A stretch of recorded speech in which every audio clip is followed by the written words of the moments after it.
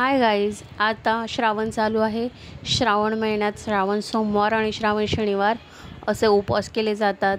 तर मग चला, श्रावणात आपण साबुदाण्याचे वडे हा उपवासासाठी बेस्ट ऑप्शन आहे। साबुदाण्याचे फराळ आपण नेहमी बनवतो, पण वडे खूप टेस्टी बनतात। तर रेसिपीला सुरुवात करू आपण।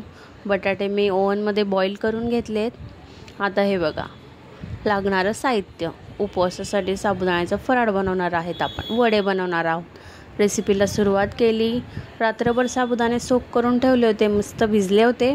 आता बटाटे मी मस्त मॅश करून घेतलेले, खूप सारं शेंगदाण्याचं कूट घेतलेले, जिरे घेतलेले, बारीक चिरलेली हिरवी मिरची घ्यायची, 3 ते 4 घेतलेले आहेत मी आणि बारीक कट करून घेतलेले आहेत। तुम्ही तर कुटून घेतल्या तरी चालेल आणि चवीपुरता मीठ वापरायचं आणि असं छान मिक्स करून घ्यायचं सर्व मिश्रण। मिक्स झाल्यानंतर आपण असे छोटे छोटे गोळे बनवून घेणार आहोत वड्यांच्या आकाराचे।